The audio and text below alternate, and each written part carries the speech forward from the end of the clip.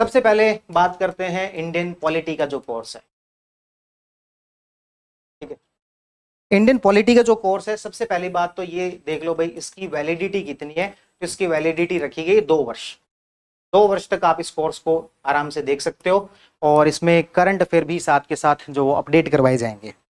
Second बात है कि हम इन सब का यदि वेटेज देखें, कितना वेटेज है एग्जाम के अंदर, तो पॉलिटी आप किसी भी एग्जाम में उठा लो, भले ही वो आरएस का हो, भले ही वो आईएएस का हो, भले ही वो एसआई का हो, कोई भी एग्जाम जिसमें पॉलिटी आ रही है, उसमें कम से कम 10 से 15% वेटेज जो रहता है आपके पॉलिटी का। और यही सब जो सिनेरियो आपको देखने को मिलता है मेंस के अंदर। तो इस पॉलिटी का वेटेज जो वो अच्छा खासा है।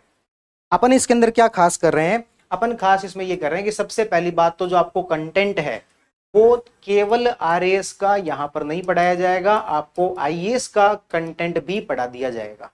तो आपकी जो पॉलिटी तैयार होगी वो आरएएस प्लस आईएएस के हिसाब से तैयार होगी। अब आप कहोगे आईएएस और आरएएस का सिलेबस तो एक जैसा ही है। बात तो देखो लगभग लगभग ठीक है, लेकिन पूरी तरीके से ठीक नहीं है।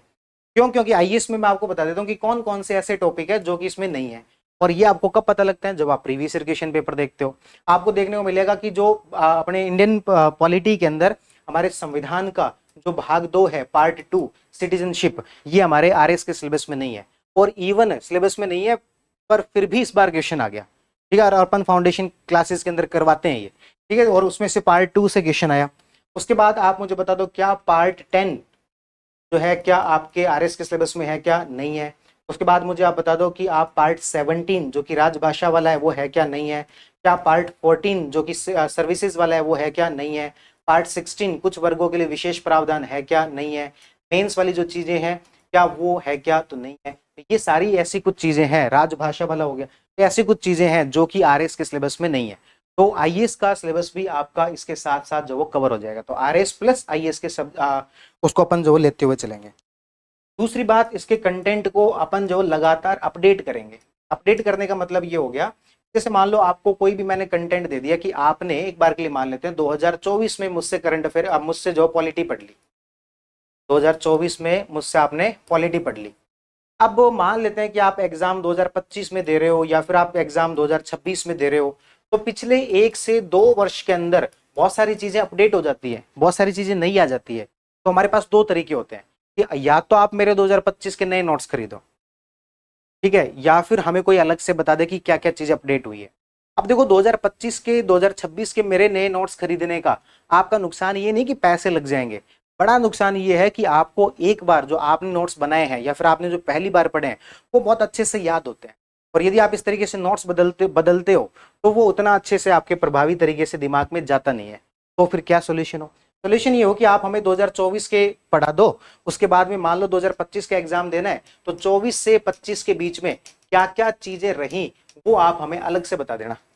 25 से 26 के बीच में क्या क्या चीजें अलग से रही तो वो आप हमें अलग से बता देना। और मुझे ये कहने में कोई गुरेज नहीं है कि ये जो कॉन्सेप्ट है, मैंने जो ये देखा कि मृणाल पटेल सर जो इकोनॉमी के अंदर ऐसा करते हैं, तो ये बहुत अच्छा लगता है कि आपको पिछले 1 साल का करंट अफेयर अलग से बता दिया। तो ये अपन जो है ये कॉन्सेप्ट को अपन पॉलिटी के अंदर लागू करेंगे कि आपको जब भी पढ़ाया उसके बाद में हर 6 महीने में या 1 साल में उसका एक अलग से अपडेट दे दिया कि आपके नोट्स में यहाँ तक का अपडेट है, उसके बाद आगे की कुछ चीजें अपडेट हुई है तो वो भी आप इसके अंदर रखो। ठीक है, तो इस तरीके से आपको रेगुलर इसके अंदर अपडेट करवा दिया जाएगा। फिर पॉलिटी के नोट्स के अंदर आपको एनरिचमेंट जो ये करवाया जाएगा, जो कि मैं आपको मेंटरशिप प्रोग्राम में भी बोल रहा था कि मेंटरशिप प्रोग्राम के अंदर हम कुछ नोट्स का एनरिचमेंट करेंगे। लेकिन मैंने कहा था कि मैं मेंटरशिप प्रोग्राम में हो सकता है इतनी जल्दी मैं सब चीजें तैयार ना कर पाऊँ। यदि मुझे पॉलिटी 15 सितंबर से शुरू करनी है तो मुझे थोड़ा टाइम मिल जाएगा, इसमें मैं इन सब चीजों को थोड़ा तैयार कर सकता हूँ। इसलिए इसमें आपके कोर्स में एनरिचमेंट जो है वो तैयार आपको तैयार मिलेगा, और एनरिचमेंट भी इसमें करवाया जाएगा।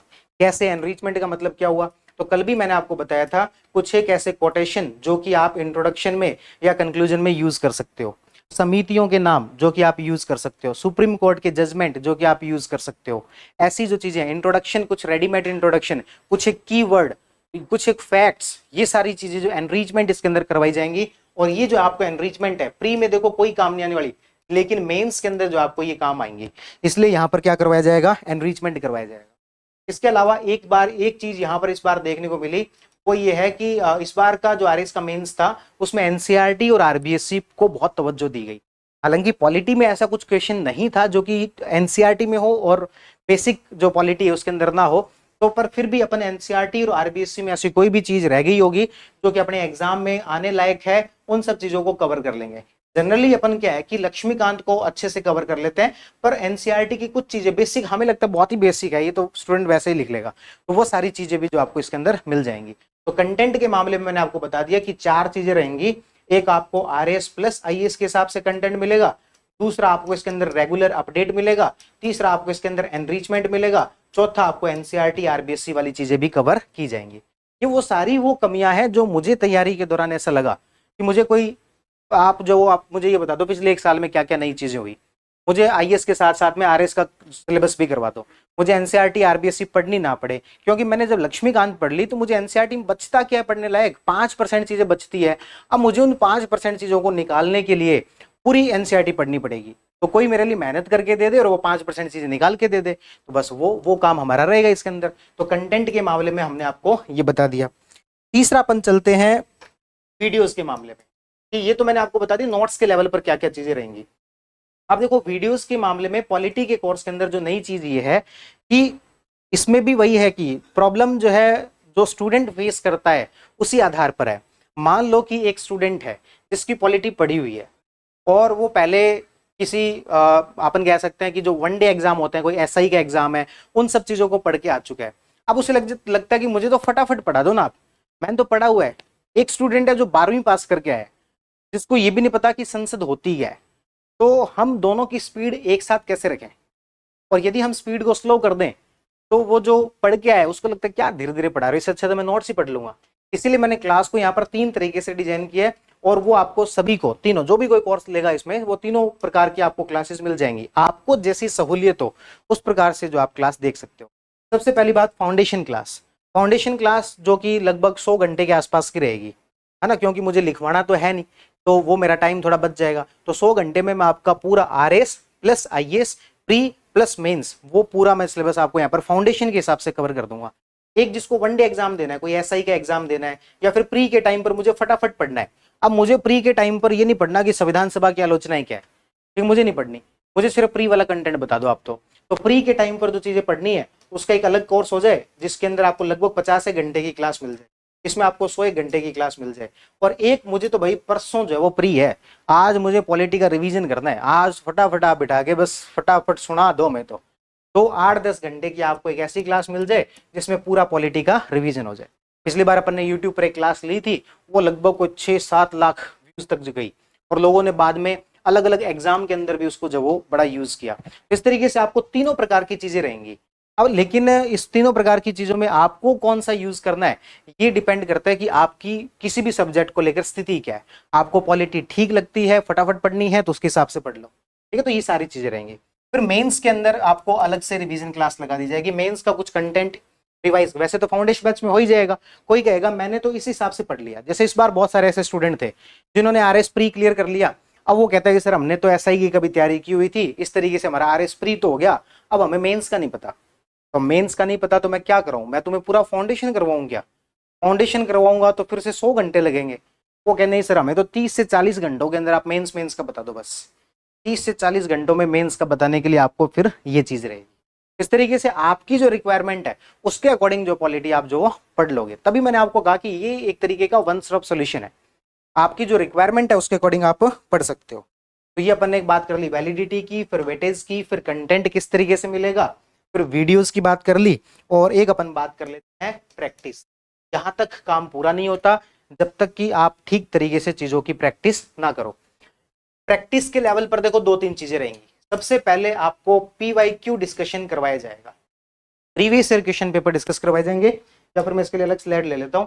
सबसे पहले पॉलिटी में अपन बात करें प्रैक्टिस के नाम पर क्या रहेगा, तो प्रैक्टिस के नाम पर सबसे पहले आपको previous year question paper discuss करवाए जाएंगे। प्रीवियस ईयर पेपर क्वेश्चन किसके, आईएएस वाले या फिर आरएस वाले, तो भाई दोनों करवाए जाएंगे। आईएएस वाले कौन से, तो 2013 से लेकर 2024 तक के पॉलिटी के जितने क्वेश्चन आए हुए हैं वो सारे इस कोर्स में करवा देंगे अपन। आरएस में 2013 के बाद जितने भी पेपर हुए हैं वो सारे करवा देंगे। क्या हमें आईएएस वाले आप ऑब्जेक्टिव की बात कर रहे हो क्या? नहीं नहीं नहीं, ऑब्जेक्टिव प्लस सब्जेक्टिव। आरएस के अंदर भी ऑब्जेक्टिव प्लस सब्जेक्टिव। क्यों? क्योंकि मेरे पास में टाइम है, आप लोगों को जितना देखने की सहूलियत हो तो वो सारी चीजें आप देख सकते हो।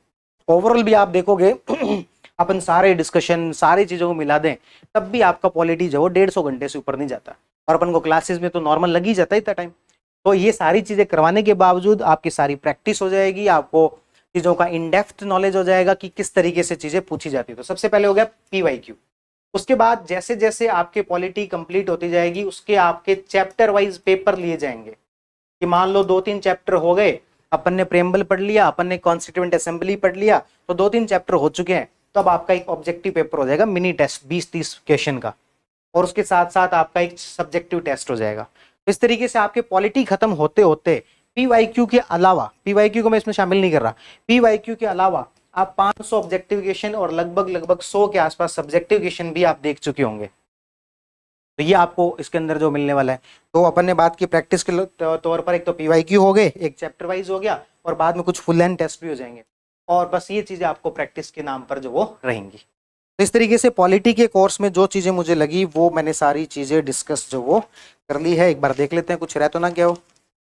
चलिए, तो ये था पॉलिटी के कोर्स के बारे में, है ना।